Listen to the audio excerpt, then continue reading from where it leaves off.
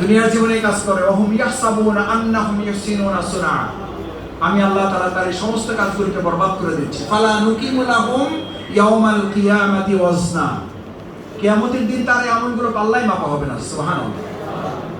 ও ভাই, আপনার আমল যদি পাল্লায় না মাপা হয় তাহলে আপনি জান্নাতি না জাহান্নামী? জাহান্নামে যাইতে আমরা সবাই রাজি আছি ইনশাআল্লাহ। রাজি নাই? রাজি যদি না থাকেন তাহলে আমাদের আমলগুলো নষ্ট হবে, এটা সবাই চাই তো ইনশাআল্লাহ। এটাও চান না, জাহান্নামে যাইতে চান না, তাহলে করতেটা হবে কি ভাই? সেটা জানতে হবে না? হবে না?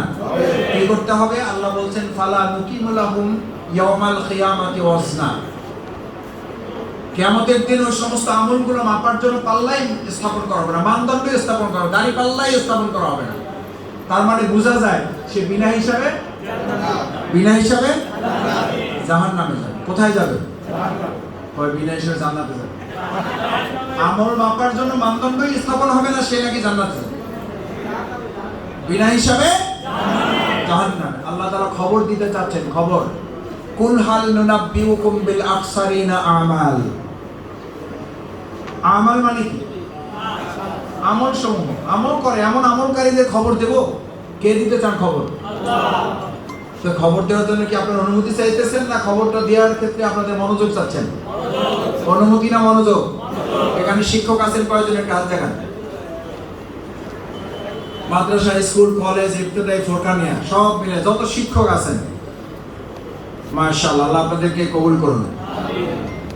শিক্ষক যখন ছাত্রদেরকে জিজ্ঞেস করে তোমাদেরকে একটা কথা বলতে চাই, এর অর্থ হলো কি অনুমতি চাওয়া না তাদের মনোযোগ আকর্ষণ করা? মনোযোগ আকর্ষণ করা। আল্লাহ তাআলা আপনার কাছে অনুমতি চাচ্ছেন না, মনোযোগ আকর্ষণ করেছেন।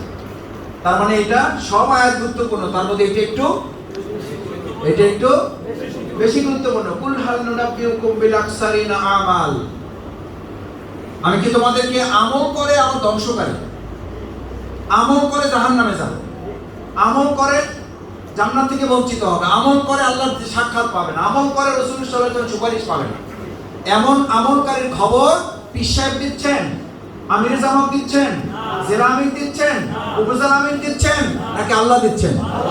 তাহলে তো মানা লাগবে না? মানা লাগবে। কি খবর দিচ্ছেন? ফালা নুকিমু লাহুম ইয়াউমাল কিয়ামাতি ওয়াজনা ফাহাবিতাত আমালুকুম, আমি তার সমস্ত আমলগুলো বরবাদ করে দেব। কেন? সে ট্রেনিং দিছে, কিন্তু ট্রেনিং এর যে উদ্দেশ্য, সেই উদ্দেশ্যের সাথে তার কোনো কি নেই। ও ভাই, আপনারা আরেকটা কথা বলি, আপনারা খেলার পক্ষে না গোলের পক্ষে? দেখছেন না তো, দুই ভাগ হইলে আর্গুমেন্ট হইলে বিতর্ক হলে কে জিতবেন জানি না, কিন্তু এখন যদি বলি খেলা টুকটাক যা হয় হোক, গোল দুইখান হয়েছে, খেলার পক্ষে না গোলের পক্ষে? ও এবার কিসের পক্ষে চলে গেছে? আরে ভাই, খেলে কি জন্য? গোলের জন্য। খেলা খেলের জন্য না গোলের জন্য? গোলের জন্য। খেলা খেলার জন্য না গোলের জন্য? গোলের জন্য। খেলা খেলার জন্য না গোলের জন্য? গোলের জন্য। ইবাদতের জন্য না খেলাফতের জন্য?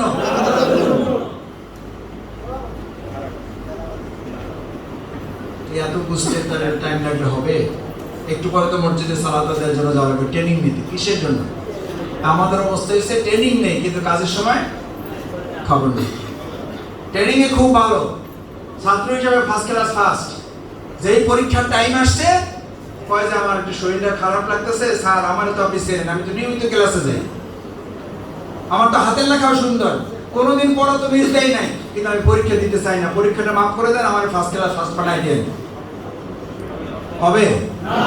হবে না। দুনিয়ায় যদি না হয়, তাহলে দুনিয়াতে পরীক্ষা না দিয়ে আপনি আল্লাহর কাছে ফার্স্ট ক্লাস ফার্স্ট হয়ে জান্নাতে যাবেন কি করে? দুনিয়ার এই পরীক্ষা দেখে আল্লাহ পরীক্ষা দেন না, আল্লাহর পরীক্ষা দেখে মাস্টাররা পরীক্ষা ঠিক করছে। পরীক্ষার উদাহরণ দুনিয়াটা দেওয়া হবে না, আল্লাহ পরীক্ষা দিয়েছেন, ওইটা দেখে মাস্টাররা পরীক্ষা ঠিক করছে। যে পড়াশোনাও থাকবে তার সাথে, কথা বুঝেন না কেন? পড়াশোনাও থাকবে, পরীক্ষাও থাকবে। বরং কথা উল্টাই বলতে হবে, পড়াশোনা যদি থাকে তাহলে পরীক্ষা থাকতেই হবে। আবার বলেন, পড়াশোনা যদি থাকে, পড়াশোনা যদি থাকে, ইবাদত যদি থাকে, পরীক্ষা হবে। মসজিদে যাই খালি নামাজ পড়বেন ইমামের পিছনে, আর বাইরে বলবেন যে আমি ঝামেলার মধ্যে নাই। আরে সুবহানাল্লাহ, আল্লাহর ওলির তো অভাব নাই। বাবা ওই ঝামেলার মধ্যে আমরা ডাইকেন না। এরকম ছাত্র কে কে পছন্দ করেন? শিক্ষকের সামনে গিয়ে বলেন পড়াশোনা যা করার করব হুজুর, পড়াশোনা যা করার করব স্যার, পড়াশোনা যা করার করব শিক্ষক, পরীক্ষার মতো ঝামেলা আমরা ডাইকেন না, আমি ভালো ছাত্র। এরকম ছাত্রর পক্ষে কারা হাত জাগান? কেউ নাই। তো সেই শিক্ষকরা, সেই আমরাই তো ইবাদতে আছি, পরীক্ষায় পরীক্ষার কাজটা, এটা নাম দেই কি? এটার নাম কি দিছি? ঝামেলা। কয় মাসুদ ভাই সবই তো ঠিকঠাক আছে, একটু মিল্লা জিল্লা চলি আর কি, বুঝেন না, কারণ ঝামেলার মধ্যে যাইতে চাই না। কি চলি? কি চলি? কি চলি? ওষুধও খাবেন, আবার ওষুধের সাথে লেখা দিয়েছে গরু গোস্ত খাবেন না, কারণ হার্টের প্রবলেম আছে। কয় যে ওষুধও খাবো গোস্তও খাবো, মিল্লা জিল্লা। সুস্থ না অসুস্থ? অসুস্থ। ওখানে শরীর অসুস্থ, এখানে ইমান অসুস্থ। আর বাইরে বুঝেন না কেন? ওখানে শরীর অসুস্থ হয়ে যায়, এখানে ইমান অসুস্থ হয়ে যায়। ওখানে শরীর মরে যায়, এখানে ইমানটা মরে যায়। কিসের মিল্লা জিল্লা চলেন? কোথায় পাইছেন এই শব্দ? এই কথা তো কাফির মুশরিকরা মুহাম্মদ রাসূলুল্লাহ সাল্লাল্লাহু আলাইহি ওয়াসাল্লামকে প্রস্তাব করেছে। এই শব্দ প্রস্তাব করেছিল মুহাম্মদ রাসূলুল্লাহ সাল্লাল্লাহু আলাইহি ওয়াসাল্লাম। আর সেই শব্দ এখন আমরা ব্যবহার করি। মুসলমান কপাল পড়েছে এই জন্য, আমাদের তো কপালটা পুড়েছে এই কারণে।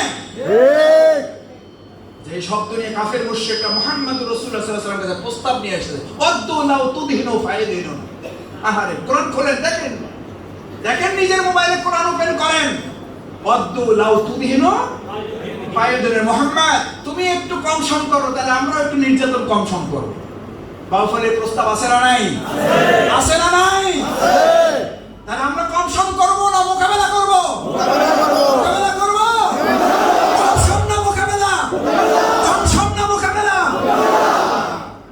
কিসের মিল্লা জিল্লা? মিল্লা জিল্লা হবে, আপনিও ভালো আমিও ভালো, মিল্লা জিল্লা ইনশাআল্লাহ।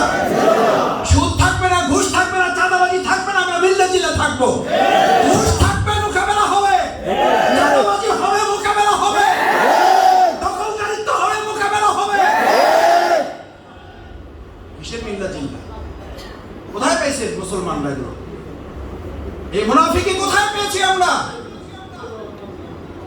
মুহাম্মদ রাসূলুল্লাহ সাল্লাল্লাহু আলাইহি ওয়াসাল্লামকে প্রস্তাব দেওয়া হলো, মুহাম্মদ তুমি একটু কম করো, আমরা একটু নির্যাতন কম করব। আল্লাহ তাআলা বলে দিলেন, খবরদার মুহাম্মদ, ধমকটা শুনেছেন? যদি তুমি ওদের এই প্রস্তাব মেনে নাও, শুধু না, যদি শুধু ইচ্ছা পোষণ করো, তাহলে তুমি মুনাফিকের কাতারে চলে যাও, তাহলে তুমি কাফেরদের কাতারে চলে যাওয়া। মুহাম্মদ রাসূলুল্লাহ সাল্লাল্লাহু আলাইহি ওয়াসাল্লাম কাফেরদের কাতারে চলে যাবেন, আর আমি আল্লাহর ওলিদের কাতারে থাকবেন।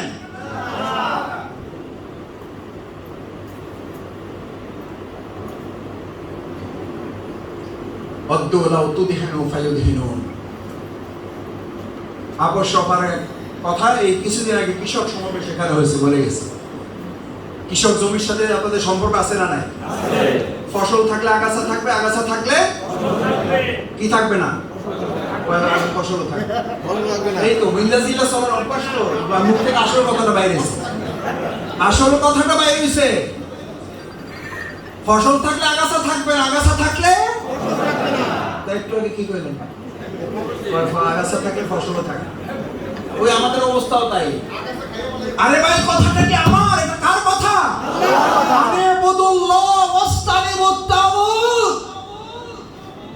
যারা নামাজ পড়বা, মসজিদ পবিত্র পরিচ্ছন্ন করবা, তারা জমিনটাকে আল্লাহর তাগুত মুক্ত করবা, এটা তোদের দায়িত্ব। যারা মসজিদ পবিত্র করে, জমিন পবিত্র করে না, ওটা তাগুতের মধ্যে কোনো পার্থক্য নাই। ওরা আল্লাহর দুশমন, ওরাই মুনাফিক। মুনাফিকরা শুধু নামাজ পড়তো না, প্রথম কাতারে গিয়ে দাঁড়াই থাকতো। মুহাম্মদ রাসূলুল্লাহ সাল্লাল্লাহু আলাইহি ওয়াসাল্লামের পরের সারিতে দাঁড়াইতো না? দাঁড়াইতো না? তা আপনি তো 3 কাতারের লোক, আমি তো শফিউল ইসলাম আছে 5 কাতারের লোক। আর মুনাফিকরা দাঁড়াইতো মুহাম্মদ রাসূলুল্লাহ সাল্লাল্লাহু আলাইহি ওয়াসাল্লাম পরের কাতারে। রাসূল করিম সাল্লাল্লাহু আলাইহি ওয়াসাল্লামের সাথে মুনাফিকের পার্থক্য মসজিদে হয় নাই, পার্থক্য জমিনে হয়েছে। আজকের জমিনে মুনাফিক এবং মুমিনের পার্থক্য মসজিদেও হবে, জমিনেও হবে। এই পার্থক্য না করতে পারলে ঘন্টার পর ঘন্টা আলোচনা শুনবেন, লাভ হবে না। ওয়াজের পর ওয়াজ চলবে, লাভ হবে না। ওই নানা নাতির ওয়াজের মতো হবে।